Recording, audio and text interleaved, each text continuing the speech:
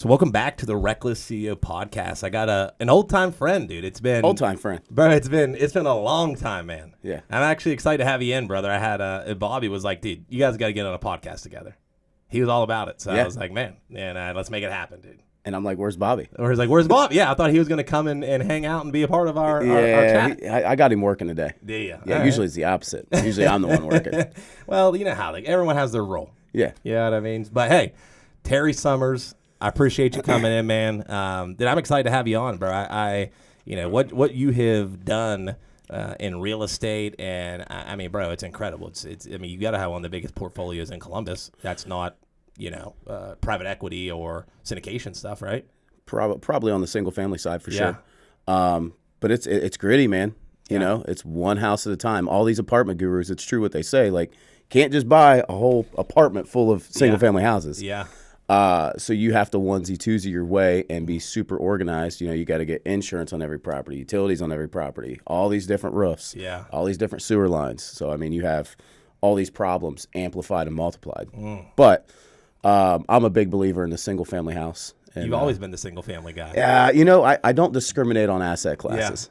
If it makes money, I'm in, man. Yeah. I'm in. But, you know, I always try to, I mean, you're never going to be able to predict the future, but I try to look at trends and what people want and buy what they want, I guess. Well, and I mean, you look at a city like Columbus. At the end of the day, everything's still going to run off of your the availability. You know what I mean? Everything's ran by people moving here. The scarcity of more properties, less properties. You can't build more land.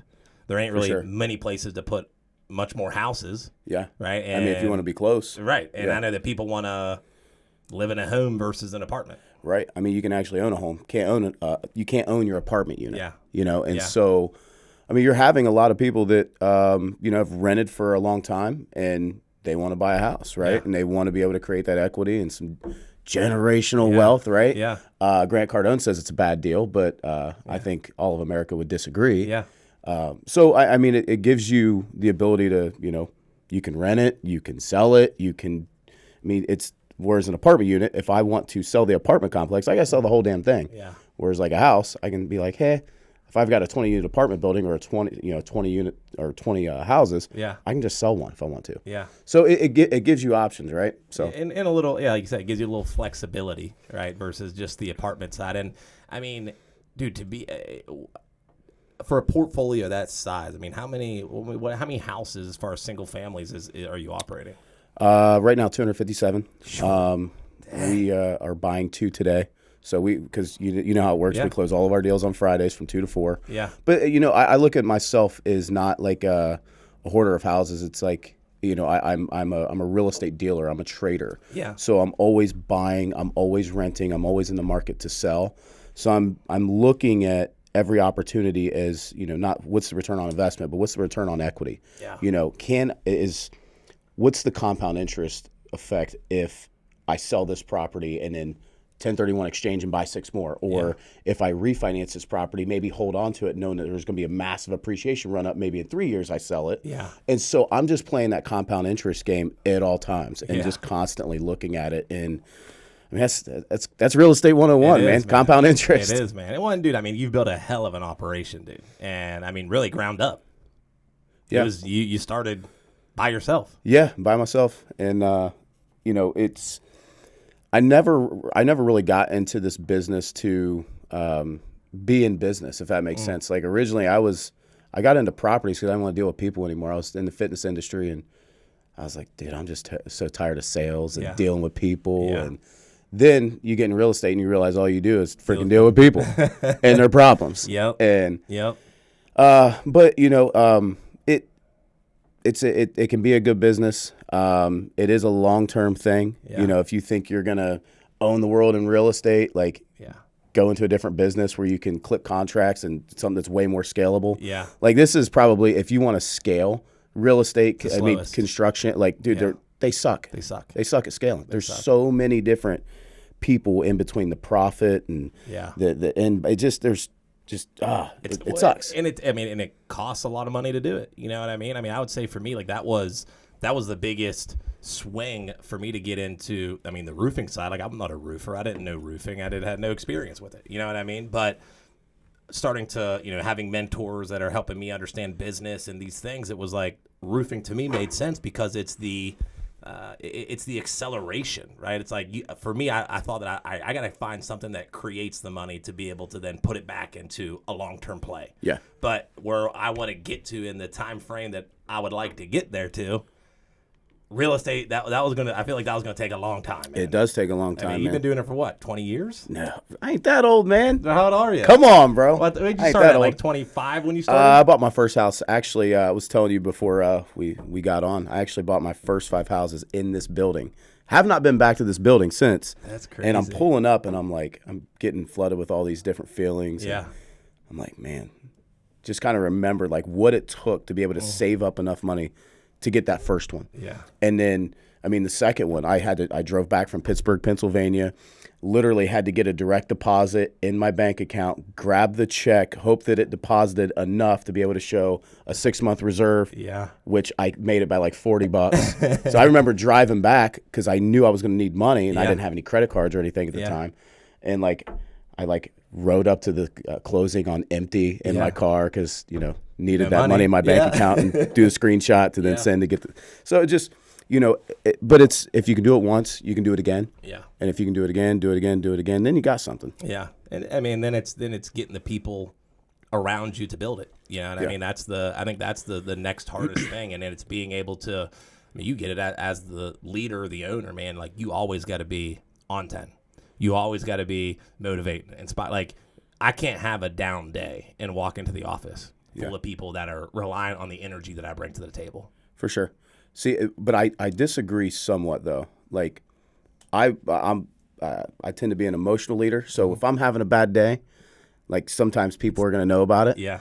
But I try to be as transparent as possible. It's like, look, guys, like right now we're dealing with draw issues on a commercial building. Yeah. We've got 3 different credit unions that have to agree for this draw to be released. We've been 4.5 weeks, and they told us we get 5 draws.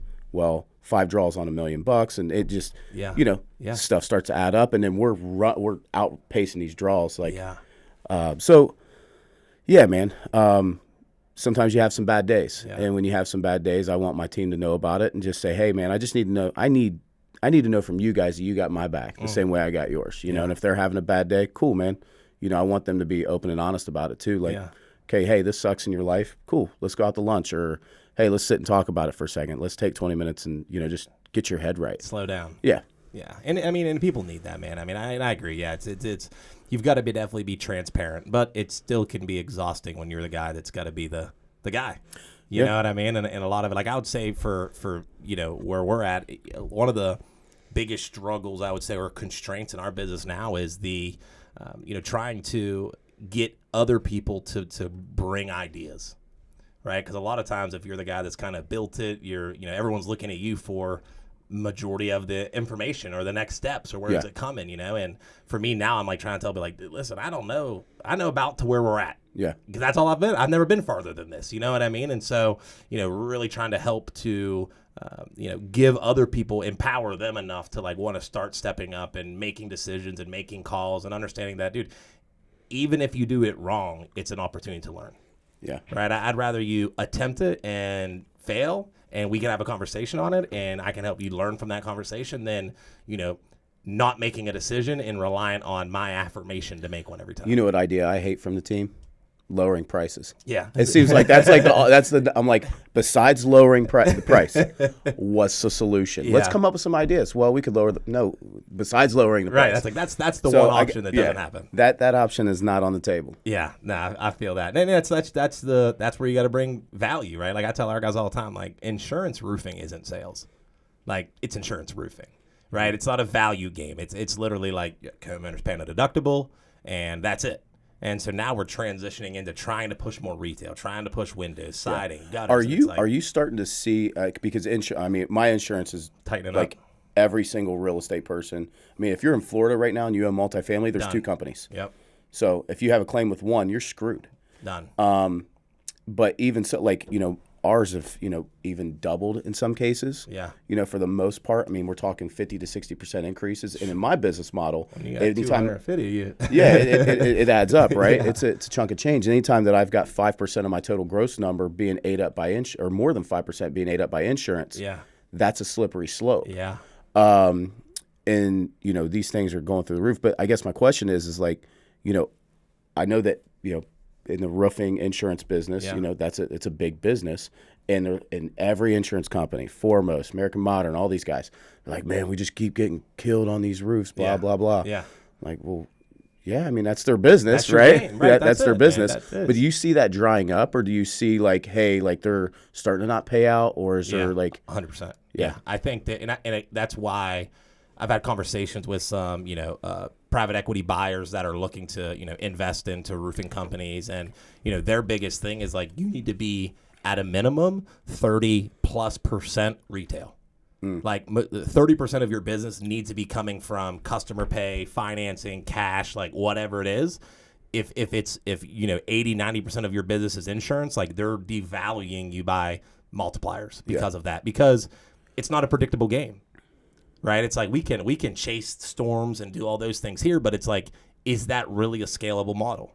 It is in a sense, because every year you get something, but as far as projections of reoccurring revenue and potential, you can't. Then you're trying to predict storms. Yes, you're trying to predict storms. And so we see it all the time. And our big push to most of our clients that I tell the guys is like, go out there, start with insurance, but then try to lead them into going retail. Because what we'll tell them is like, hey, listen, we got a bunch of different financing options, right? And what we can help you do is let's finance it today. Let's get your roof done. The great thing about this is we have financing for you today. Payment options. You know what I mean? You got these payment options, right? And so, but what we can do is, we'll finance you, get your roof built. We can still file the claim. We can still liaise on that process. But now when you get that $20,000 check that you would have been putting towards the roof, you put that in your pocket and you just made payment for the next 12 years, man. You ever just ask somebody, hey, how you financing this? They're like, oh, I'm paying cash. Right, I'm not financing, I'm paying cash. They're crazy, bro. You know what I mean? And so, kind of like the takeaway clothes. I'm seeing a lot of that, and I think that it's only going to continue to tighten up. Like, that's one thing I love about the Midwest is like it's kind of like a hidden gem, dude. It really is. Like the Ohio area, the Pennsylvania, Kentucky, like. These spots they're not sexy. They're not, a ton of hail damage and Florida and Texas and all of that. But it's good margins. It's, it's inconsistent with the weather, but it's like, I don't know, man. I love the market up here for sure. Yeah. And you're definitely is it because it's all or that's probably true too. Yeah. I know guys that I'd say it's the only thing I've operated in, right? I've got friends that have companies in Texas and Florida. And they'll tell you how great it is. Or, 100%. And then you think the grass is greener, but they know all the nuances. And the grass is a little bit greener. Sometimes it can be greener, you know what I mean? But it's not always as green. Yeah. So you got the Arnold coming up. Yeah, man. Talk a little bit about Pro's Gym, my man. Oh, man. So my original, I call him my original mentor, really. A guy pulled me out of a party, gave me a job when I was 22. He had the opportunity to buy, which was the official gym of the Arnold Classic. I had like $48,000 in my bank account at the time. He needed 30. That got me like 7% of the gym. Yeah. And then there was like all these different partners, and so he was just kind of scrapping together to make it happen. So I'm basically emptying out like 60% of my bank account. On a whim. Probably a bad move at the time, but now I'm grateful. It's like 8 years ago. But you saw the potential. Middle of downtown, bank building, one of the 4 original buildings built along with the State House in the middle of downtown Columbus. Official gym, the Arnold Classic. So there was a lot of opportunity there, but the gym was losing like $30,000 a month. You had 400 members, all paying $10 a month. Rent's 13 G's. Do the math. Yeah, that ain't making sense. No. But I saw the long-term vision of it, and I recently just bought the building finally from the landlord 2 years ago. Wow, dude, that's freaking awesome, dude. So bought the building. Then that's a cool ass building. It is a cool building, man. Yeah. It's so cool. The 70th phone call ever made in human history was made from the executive office of this building, because it was the telephone. It was like the telephone central operating office where they plugged in the cords. Right. Dude, there's wires galore in this building, and none of them are electrical. They're all phone wires. But yeah, you know, a lot of cool history with it, and so I bought it. The bank that had the no big secret, you know, commercial real estate's in big trouble right now. Yeah. Small local community banks are in big trouble. And I saw that firsthand. You know, the bank that did the loan did an interest-only 24-month loan, like they were doing at the end of the rate cycle. Yeah. I was on one of those. I found 3 credit unions to pair together to redo this loan and do the renovation loan. Bent me over backwards to be able to get this renovation loan. Dealing with the ramifications of it now. Yeah. But yeah, but this is like the first Arnold Classic where I can be proud of our product, and it's not anywhere close to being there yet. Not even close. But I'd never wanted to market the gym or really put my face behind it. And Matt, he's a 50-50 partner in the gym. I own 100% of the building. But you know, Matt. So you've worked your way up from 7%. Yeah. Just buying in, man. Buying in. Yeah. Staying consistent. Yeah. One day I'm gonna make some money out of it. But yeah, man. You know, I never really wanted to market the gym or myself with it because it was always less than a subpar product. Yeah. Place needed renovated. The bathrooms were disgusting. You know, the place needed painted. I mean, you know, everything. Yeah. I mean, we spent $150,000 on an AC unit because we were without heat and air for 2 years. Yeah. Hence why we, you know, our hand was forced to buy this building. Yeah. But yeah, man, I'm rambling at this point, but you can't tell I'm super excited about it because it's like, you know, I got in the fitness industry. It was what my passion was originally. Yeah. And now it's kind of coming full circle 15 years down the line that I'm right back in fitness, right where I started. Yeah. But only I've got the real estate play with it too. And so I'm excited to see where the brand goes, where, you know, the real estate play with this goes, our licensing model, the online model with this brand. So I'm excited. And I think too, it's like where it's at now is to the point where you can actually add your value to it. You know what I mean? Because kind of the build-up phase, like it wasn't necessarily like your wheelhouse essentially where, you know, now I think it's, from what you're telling me, right, is like now it's becoming kind of the product that you're making it into as well. For sure. And like, you know, when you have something that your name's behind and you know that it sucks, you just kind of just want to put your freaking head down and just be like, Yeah. But, you know, I mean, it's just a process, man. Yeah. It's a process. But the problem is, you know, your customer doesn't give a shit about your process. No. Or their time. Nope. No. It's 0. It's about them. Yep. And then when you get your 5 seconds of, hey, guys, I worked really, really hard at this. I'm glad to share it with the world, blah, blah, blah. Yeah. You get your applause for about 5 seconds, and then they don't care anymore. Yeah. It's what are you doing for me? Yeah. Yeah, man. Dude, I mean, I need to actually come down. It's been a long time since I've been down there. I mean, probably 3 years since I was down at that gym. Yeah. It's dude, it's coming along. So I mean, you know, we've got the Arnold next week. That's a huge day. I mean, huge, man. I mean, we'll do 3 months for this year. We'll probably do 6 months worth of revenue in a week. So huge. I mean, we've got Jay Cutler, Ronnie Coleman, Mike O'Hearn is doing our VIP party. Indio Champ. He's doing a party there. Midwest Kong, who's our first sponsored athlete. He's got his bench party. So like we've got all of these great athletes that are so successful in their own arena. Yeah. And they all kind of just together. They come together at pros, and it becomes this whole like side event of the Arnold Classic. It really does. Yeah. I mean it's an event center for a whole week, and it's like if you want to go.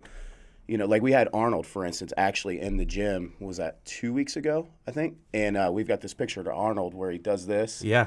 And then he posted on his Instagram that same photo in front of his photo doing this at our gym. Dude, that's fucking cool. And like, you know, he's when he was in there, he's like tapping on this kid's shoulder. He's like, "Hey, I want to work out together." Yeah.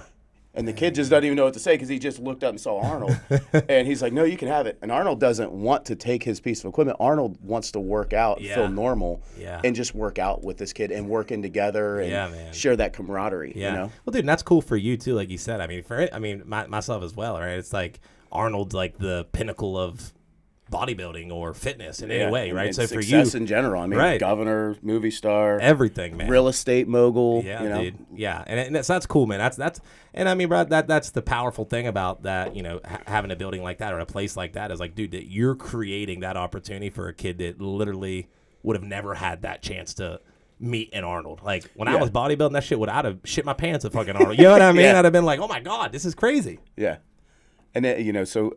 And while you're there, you know, people can train, you know, basically with their favorite pro. Yeah. And those guys are super cool. Like, what's wild to me is the people that are least egotistical generally speaking, are the people that have reached such a high level of success that they realize that they've already been past that ego stage, and they're just like, they just want to be normal. Yeah. They just want to feel like they fit in, and not be bothered with pictures and all that stuff. They just want to be a part of it. Just want to be a part of it, man. Yeah. And I think that's the, natural trajectory or spiral dynamics or whatever you want to call it, right? It's like we all kind of go through that phase, right? Of like you want to be popular, you want to be, even if it's for a stint, we all kind of like level up in our own way. And it's at some point, it's like, I kind of feel like I might deserve this, or this is, and then you get past that part and you realize it's more about wanting to help people and grow people. And you don't need the attention anymore. Yeah. Yeah. Some people thrive on it though. Influencers. That's true, dude. Influencers. Yeah. Are you still, you're still doing coaching, masterminds? What's So yeah, I've got a very, very small community called Scalers Only. Okay. It's about scaling real estate. My whole MO for building it was long-term relationship capital. Yeah. Eventually in the I call it the pyramid of real estate. You start off wholesaling, then you flip, then you rent, and then eventually become the bank. Well, we all need each other in this ecosystem, right? And so you can never become too big. I was talking to one of my lenders earlier today, and he's like, man, can you introduce me to some wholesalers? And that you would think that like wholesaling is like bottom of the barrel, but not. We all need each other in this ecosystem. Yeah. So for me, it's about creating people I know, like, and trust. Yeah. We can do deals together, long-term relationships, it just whatever's going to pivot more money inside their own business and inside my own business, and do it with people that you like doing it with, 100%. quite frankly. Yeah, it's like long-term games with long-term people. Yep. So that's kind of the MO. But the tagline is getting you to or taking you to 100 units and beyond. So I like that. Yeah, I came up with that one. I was like, yeah, that's kind of cool, because I was trying to figure out like what this was, right? Yeah. You have a ton of people teaching people how to wholesale, flipping houses. Renting houses is the most unsexiest thing ever. Yeah. The $300 a month cash flow. It's like storage units. They're both kind of. Yeah, like it's like, who's getting excited about $300 a month? Yeah. Nobody. Unless you're looking at equity. Unless you're looking at It's equity. a long-term game. Right. Yeah. When I first got in this business, it was like if I could get enough $400 a month cash flows, in my mind, even if those stayed the same, I could get like my 10 grand a month number. Yeah. And that was like the original thing. And that was kind of indestructible, if you will. Yeah. But it's not very sexy, but for a lot of people, it's like, hey, I want to generate real wealth, and not just wholesale, not just being a rat race of flipping houses, because it is, man. It's a full-time job and more. Yeah. Well, and it's made out with social media and everything else. Like it's like, that's like the sexy thing is to teach wholesaling. Yeah. And it's like, and that's going bye-bye. Yeah. Well, title. Explain a little bit of that, because probably people out there kind of listen. Spin that mic towards you here. There we go. This way. There we go. There you go. All right. Yeah. Talk a little bit. Yeah, man. There's you got people that'll teach wholesale, and now there's like this. There was this lawsuit just happened like 2-3 weeks ago, maybe, where someone got sued for $10 million for cold calling and texting. Wasn't even their company. And I think they got banged for about $1.5 million when it was all said and done. Dang. So this is going to be the first case on, so all those annoying spam calls you get, spam texts and all. Yeah. And none of us have done it. Right. Opt in. They've all opted in. Yeah, they've all opted in, of course. So it's going to be interesting to see where this goes. Yeah. But, laws change, regulations change. And you just try to operate in the boundaries that you can for the time being. Yeah. But you gotta at least pay attention to what's happening in the future, or else if you get, like we were talking about insurance, right? Like, dude, if all you're doing is relying on that one exit strategy, right? And that one, you're done. You're done. So you have to be a little bit forward thinking and forward looking. And if you're not, then you're gonna get crushed. That's how a guy like you continues to scale and grow, is you've got to pivot. You've seen season. You see the real estate's so cyclical. You know what I mean? Yeah. It's always, neighborhoods change. Yeah. Where people want to live, where people want to work and play. Yeah. Those change. So you can't do this all the time, but at the same time, you just have to have like just a decent head on your shoulders to say, this is okay, and be honest with yourself. Like, even though my business is set up this way, this is going to go like this, and I need to make some appropriate changes now, so that way I'm ahead of the curve. Yeah. How would, for you, with the way your business is set up, is it, because you don't necessarily, you're not as heavy as the wholesaling as much as you're trying to acquire yourself, right? So it's like, even with cold calling and outbound SMS and stuff like that, is Is that something for you that you're starting to change, whether it's like agent relationships and things like that? Or For sure. Yeah. If you think about it, the best deals we've ever made in our lives have been through relationships. Yeah. Yeah. And we're trying to automate relationships, and it's like, dude, it's the hard work. Yeah. And it's not even hard, it's fun. Like, why in the hell would you not want to develop a relationship with somebody, make a lot of money with them, go out and celebrate your wins together? Yeah. You know, like, that's kind of the old school way of doing business, but guess what? It's coming back around. It is coming back. Yeah, I love that. That's why I tell our guys all the time, like, the best thing about the roofing industry is it's low barrier to entry. The worst thing about the roofing industry is it's low barrier to entry. You know what I mean? Same thing with wholesaling. Right. Yeah. So you get the people that are transactional, but then you start to find yourself kind of competing with the market and what they're doing, right? Like, I'll catch us doing that all the time. I'm like, wait, like, hold up. Like, that's how everybody else is doing it. Like, let's slow down. Like, really focus on the consultation. Let's focus on getting to the table with people. Let's actually build relationships. Let's actually sell. Because that's what no one else wants to do. They want to take the quick, do a photo, inspect the house, send them a photo report, tell them to file the claim over the phone, roll. You know what I mean? It's like, but how much are you leaving on the table when you sit down and talk to them about siding and gutters and windows and like actually connect with a person? Because even if they have somebody else that give them a better bid, if you build that relationship, and especially like if you got 4 people chasing your house in a storm, right? What's going to separate you, right? A connection, 100%. I mean, insurance, same way. Yeah. Going back to insurance, I got an insurance agent right now I've been loyal to for 10 years. He's not the cheapest. He's not the most. Actually, he sucks at being efficient. I'll tell him that to his face. I'm like, dude, you got to get an assistant. Yeah. But I love him to death. Yeah. Love him to death. You know, and very good friend, and it goes a long way. It does. So and it's coming back around. But you asked about deal flow. Relationships. Everything's cyclical. But like when I first got started in real estate, there was zero money to be found, but there was all these deals. Yeah. And everyone's like, "Oh, you got started in 2012, 2013, back in the heyday, blah blah, way, blah, bro. That's how blah." We had it easy, right? Dude, where were you going to find money? Yeah. Because money did not exist. Hard money was not a thing. Yeah. If you did find hard money, they were going to do 1 or 2 loans for you. It was going to be 4 points, 14% if you were going to get it. Yeah. There was no scaling this stuff, right? So now the pendulum has shifted to where there's no deals and there's all this money. Yeah. Right. So finding money is so easy. Now it's where are you going to find a deal? Yeah. And so, you have to put yourself out there. You got to be on social media. You have to be the first person people think about whenever they come across something. Share sales are going to be a thing again. People are struggling to pay their bills. I don't know how bad the world's going to get, but this soft landing scenario, I'm not buying it. Yeah. And nobody that's I graduated college in 08. Yeah. And I'm not saying we're going to get back there, but you can't pretend that you're too smart for the market either. Yeah. You're never going to fight and beat the Fed. You're never going to fight and beat the market. So at least like have some type of margin of safety when you're investing and say, hey, this could be something that happens. Yeah. And if it does happen, how much can I withstand before I go belly up? Yeah. Right? Yeah. And for a lot of people, I would say that margin of safety is Slim. like here. Yeah. Until you've been through it. Yeah. And then once you've been burned by it, now your margin of safety is here, which you're never going to make any money or take any risk either. Right. So it's about striking a balance with being able to put your head on the pillow at night, feeling good about what you're doing. You're not over leveraged, but at the same time taking enough risk to be able to grow too. That's a balance. It's a balance. You've done and you've done it well. You know what I mean? It's like, dude, it's I wouldn't say well. You've learned from it, right? Learned from it, yeah. Well, I mean, even talking about that, right? It's like, I look at, when you and I work together, right? Mm-hmm. I'm like,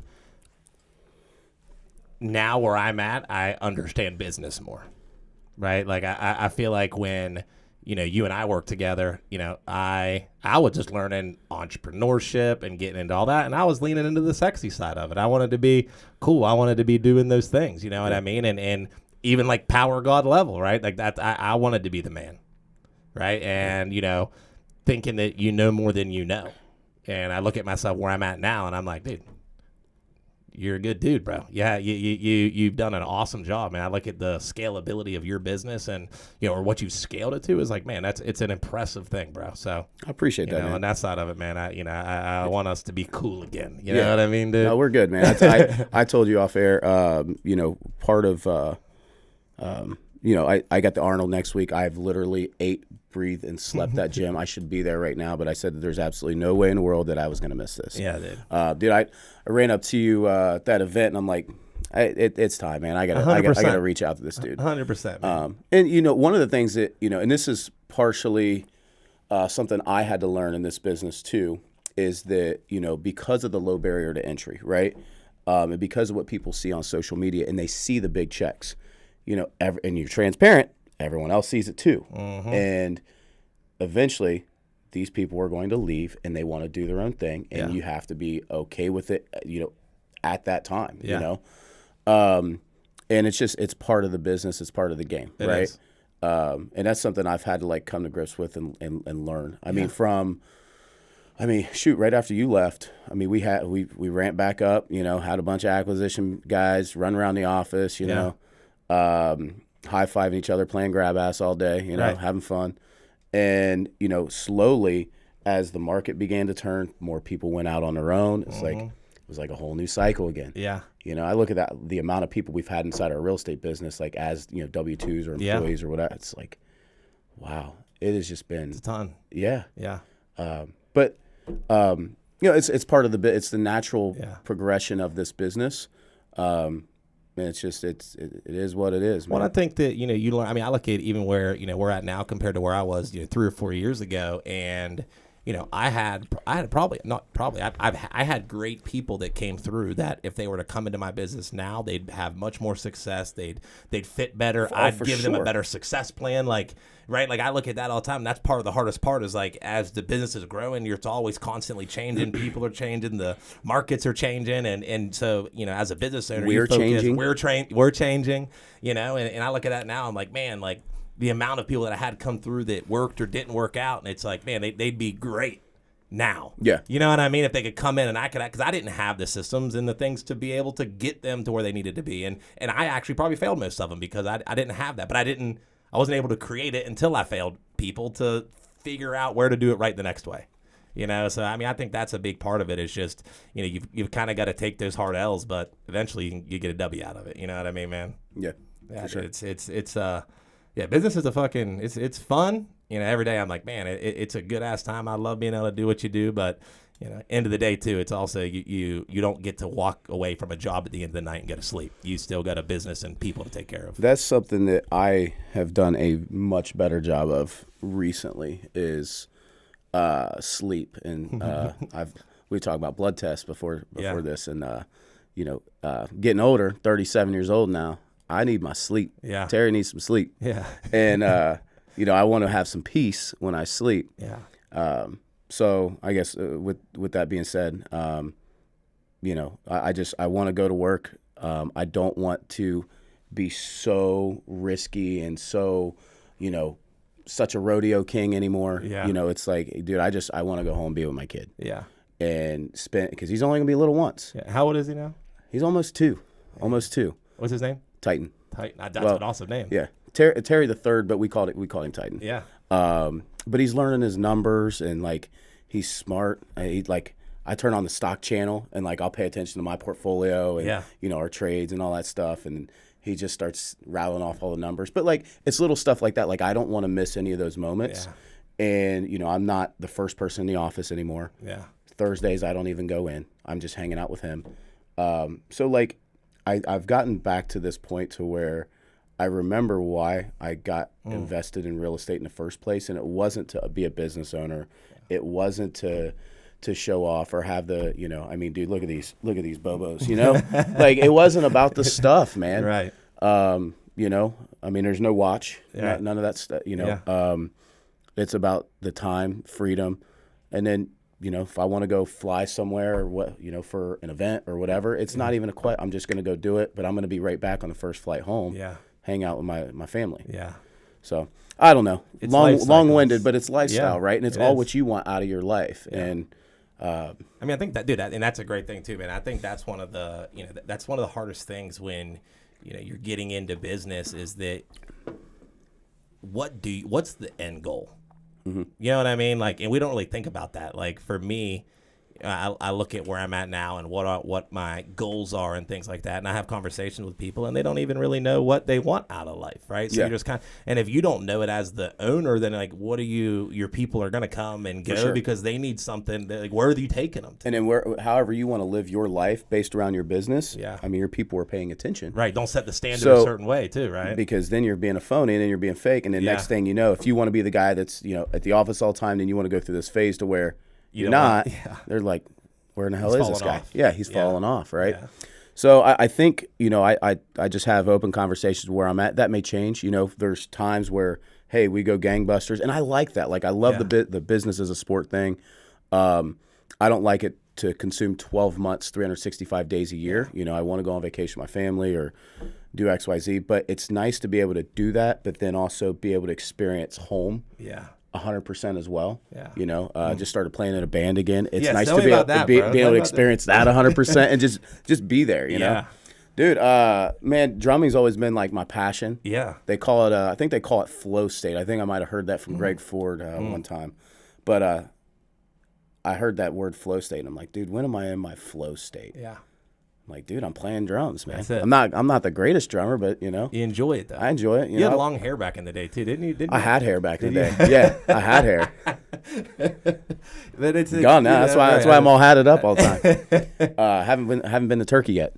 But yeah, I played up until I was like 25, and I bought my very first house in this building. Yeah. And I remember that the same day I bought that house, I got a promotion to go to Pittsburgh, Pennsylvania, which was going to be like on the sales side. I knew I probably would have had a potential to make, we'll say $40,000 to $60,000 more a year going to Pittsburgh. Yeah. And the gym that I was at, I had already maxed it out. Like, I had already sold every single person personal training in this gym. I mean, you're a fucking savage, bro. You know what I mean? Like, you're gonna hunt them down. But like, there's only if there's 2,000 members of this gym, and I've talked to 2,000, and that gym took a deep dive. So I knew that if I didn't leave, I was gonna be stuck, and I was gonna die in this gym in Grove City. So anyway, same exact day, I took this promotion to Pittsburgh, which also meant I would have to leave my band as well. Yeah. Which sucked. And that was a tough conversation. That was always a thing that like ate at me. I chose money over my passion. Yeah. And now here we are, 12, 13 years later, and I'm trying to get my passions back. Yeah. There's like an old, what is it? I think it's something, not in Hindu, but like Buddhist culture, where they say, man is like the only person that tries to create so much money only to try to use it to then regain what's purposeful in life and then regain their health. I forget the phrase that they say, but like, it's kind of funny how we do that. And I don't want to be 45 years old, no offense if you're 45, but like, the older we get, the more you realize like, hey, this is what's important to me. This is my passion. This is my hobby. Like these entrepreneurs that say they don't have hobbies, bullshit. Right. I'm not on that ice bath 4 times before 4 a.m. No. Like, no one does that shit. No. These people are liars. Right. So like, do the things that make you happy and own it. But anyways. No, dude, I love that, man. I mean, again, you and I hadn't got to connect in a while, man. And it's cool to hear all the things that you're doing. It would have been a different conversation, 5 years ago, of what the focus was and where the goal was and what was happening. You know what I mean? And it's cool to see the things that bring you enjoyment and fulfillment now, and like you can see you're like lit up talking about the kids, lit up talking about the band, and like, dude, that's an awesome thing, bro. Yeah. And I mean business same way, and it's just it's all what you want, right? I mean, do you want to, there's people that want to have the biggest, baddest media company, for instance. Yeah. Awesome, dude. If that's what brings you happiness and joy, dude, I'm going to be your number one supporter on that. There's no right, wrong, or indifferent in this sport, right? Yep. It's all what you want. Because like, there's always gonna be someone with a better house. It's always gonna be a little bit taller, a little bit more hair on their head, a little bit more fit, a little bit more in shape, more money. Yep. But it's like, what's the best version of your own life? Yeah. And it's a constant, and it sounds cliche as shit, but I don't know. It's just kind of where I'm at. Yeah. Dude, I got 2 phones now. One for social media, one for my real phone, just so that you don't get caught in that. I like that. That's actually a comparison. Good idea. Yeah. Well, dude, it sucks you in, man. You know what I mean? Because it's always a dick measuring contest nowadays. I hate it. You know what I mean? Everything's what they're doing, why they're doing it, how they're doing it, and there's so much gossip, and it's just like that's what I love with even what we got here. It's like, dude, I just built my own table. Mm-hmm. You know what I mean? I'm like, I just keep it to the confines of what we got here. Everything that this is my family. You know what I mean? And I'm like, I don't need anything else other than this. As long as I like taking care of my people, I like coaching my people. Like, roofing to me is the vehicle that allows me to mentor and grow young men and women. Like, that's what I love to do more than anything. And that's like, I try to just stay hyper focused on that and not let the outside stuff get in your head, because it will. Yeah, it does. And then you feel like you're doing when you feel like you're doing something wrong because you got on social media and saw something, and it's so quick, dude. Yeah. It's so quick. And it's our job to put out good content, but it's not going to be for everybody. Yeah. I'm not going to be for everybody. You're not going to be for everybody. Yep. You're not going to be for everybody. You're not going to be for everybody. Yeah. And that's okay. Yeah. There's nothing wrong with that. And I think it's understanding too, from the side of like, you've got to be a creator for it, not a consumer. Right, because the consumption is what really is where it gets you, right? Like the negative consumption. Yes. You've got to be able to, because I don't necessarily really even like social media. We got the media team now; they do all the posting, like they take care of all those things. But at the end of the day, it's still a necessary evil. You've got to have it to be able to build in today's day and age. You have to. You have to, man. But I for me too, I like someone said this a while ago. They're like, when you don't hear from me anymore and I just disappear, like that's when I made it. Yeah. And I was like, that's good. Yeah. That's good. Yeah, dude. But for people that, when they achieve a certain level, to them what is success and all those things, and you don't feel the need that you have to, you know what, man, it's Tuesday. I don't want to be on social today. Yeah. And you don't have to. Yeah. It's freedom. That's right? freedom. But when you have to do all those things, and there's a lot of people that are locked in that prison too. Yeah. And I'm calling it a prison because that's what, from my viewpoint, what it is. But, even some of the most famous people in the world, or what we consider most successful people, your Kardashians, your Kevin Harts, your Rocks. You can never not do it. You can never not do it. So, what did you create for yourself? Is it if it's what you want? Awesome. Yeah. Love it. Yeah. But if it's not, then what did you really create? And so those are things I think we don't think about enough when we get into business and life. And again, it's just whatever the end result is, and the end result can change too, but whatever that end result is, cool. Try to, frame and you got to work to that, right? Yeah. You're not just going to start your business day one and then be there. But have an active journey towards it. Yeah. But just don't forget it. Yeah. And enjoy the progress. Enjoy the process of it, right? Because if you're always, measuring it off the gap and the gain of where you're not yet, that'll wear you out too. Like, you've got to find the small wins along the way. This is definitely a gain right here. You like that? That's pretty good, man. I've actually never had it. We had these in the gym, and I had like the iced one, but that was the only one I had. That's pretty solid. It's good. Yeah. Good. Yeah, I like 3D, man. It's good stuff. Yeah, I need to get off of those things at some point in my life. I actually never drank energy drinks until I worked with you. Really? Yeah. Well, you always used to make the monster, runs down there, bro. And I never had an energy drink. Now I'm like 6 a day, intravenous caffeine. I feel like I create bad habits for people, man. They're like, man, I show up around Christmas in the office, and I'm just getting a bottle of bourbon. Someone sent me Jack Daniels. I'm like, dude, I can't tell you last time I drank Jack Daniels. Yeah. Bottle of rum. Like, dude, I don't even drink rum. Like, yeah, they're just like, they're assuming it. Bottle of Blanton's, and like, damn, that and it's all like. Whole shelf. Yeah, whole shelf. I haven't even touched. Yeah. Like, yeah. Well, brother, dude, I wanna get you back to your back to the Arnold stuff you got going on, man. I don't want to keep you too much longer, my bro. You're good. Let me ask you this, brother. You got, guys obviously in the real estate space, people getting in, man. What's give them some wisdom, man. Or how can they find you? How can they work with you? I mean, how there's a lot of people that listen to this that are getting into real estate or wanting to, man, and you're like you're a stud. You're the celebrity. You're the celebrity in the Columbus market, bro. When it comes to real estate, I would just say it's whatever you want, right? Like if you want to make $10,000 a month, dude. Make it go wholesale, and then you'll do it with minimal work, or buy 20 properties, pay them off. Yeah, That's cool. Yeah. You know, I know a lot of happy people that do that, you know. I mean, I want to sell my business for an extreme multiple at some point. You know, my original goal was 100 million before I'm 40. I don't know if I'm gonna make it, but we're gonna try. I mean, I feel like momentum and time is on your side. Momentum and time and compound interest, man. And but I would just say whatever it is that you want, and then just figure out, you know, how do I reverse engineer this stuff, you know? You know, rentals aren't sexy, but, you know, I just had a tax meeting earlier today. I can tell you, man, we redid the way that we were running. Instead of running straight line depreciation, we ran maker's depreciation on a couple things, and then amended a tax return to make it work. And like tax bill, literally hundreds of thousands of dollars just by redoing some bigger properties and portfolio. Like, it is amazing what you can do, and the way that I don't want to use the word manipulate, but the way that you can understand it, reclassify numbers to work in your favor with rental properties. You can't do that with hardly anything else. You can't.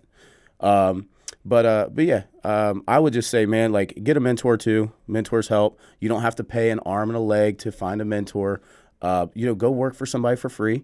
You know, go intern, you know, spend 2 hours with somebody. Just say, hey, I just want to be a fly on the wall. Bring value. Yeah. You don't have to teach me anything. All I want to do is just be in your presence, and I'll go do 2 hours worth of work for you. But I would at least want to just sit in the room and see what you do for 20 minutes out of those 2 hours. Yeah.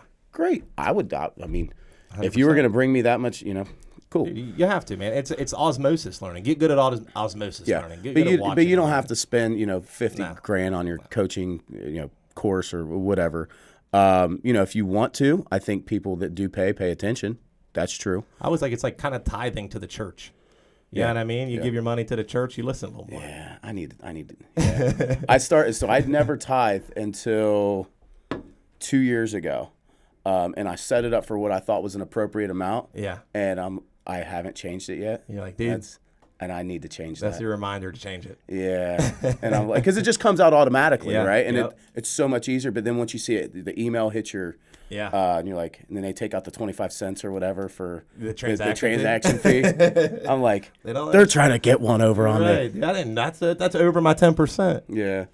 But yeah, I mean, dude, just and stick in it for the long haul. Yeah. The number one thing I could say is compound interest at all times. Make sure every dollar, every piece of equity, every person, everything that you have at your disposal is earning compound interest for you. Yeah. That's the name of the game. Don't be afraid to buy rentals. The $300 a month isn't sexy, but eventually it compounds into hundreds of thousands of dollars. And a good market too, you know? Yeah. And just reach out to mentors. I mean, dude, the reason I love this business is because you don't have to reinvent the wheel. You don't have to recreate anything. Hell, you don't even have to create anything. You just do what other people have been doing over recorded history and just be in the game, be as best as you can at it, and just be in it for a long time. And you'll be successful. Take the licks. You know what I mean? You got to stick through it. What's the best way for them to find you, Terry? How they connect? Tarry. That's Tarry. Say it again. Tarry Summers at Instagram, because some girl named Taryn Summerton took Tarry Summers. Dang. I feel like you've been trying to get that for a long time. I have. I offered her like 15 G's for it the other day. She's like, if you drive 15 grand cash down here, then maybe I'll consider it. Yeah, like it ain't worth it. She's just a mad Karen. Like, she really is. Her name should not be Taryn. It should be Karen. Right, dude. But yeah, some chick out of Texas took that. But it's Tarry Summers on Instagram. You can hit me up on Facebook as well, Tarry Summers. Or we have our Scalers Only Mastermind. If you are scaling your real estate portfolio and you think that you're going to be an asset to the community, great. We'd love to have a conversation with you. And then that's it, man. I'm here to be as valuable as I can. And I love it, bro. I forgot real quick before we wrap up. How's your dad, man? How's your dad's good, dude. Dad's good. Your dad was like, I mean, your dad's such a nice fucking dude, bro. Dude. Like, I even passed him a few times, and he always would stop and we'd bullshit for a minute. So I don't want to make sure I asked how he was. He's awesome, man. His stress levels are tremendously lower,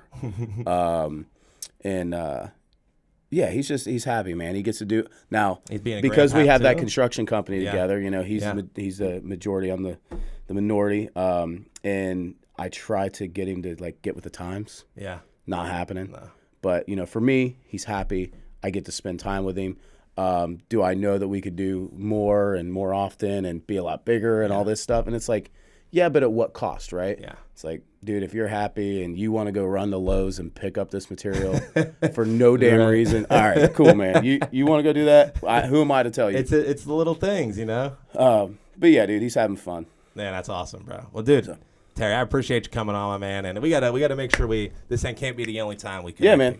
I appreciate you having me on. In. Yeah. Oh, man. I haven't drank in a couple months. But man. Well, we'll up it after you celebrate the Arnold wins. You know what I mean? Maybe after Saturday.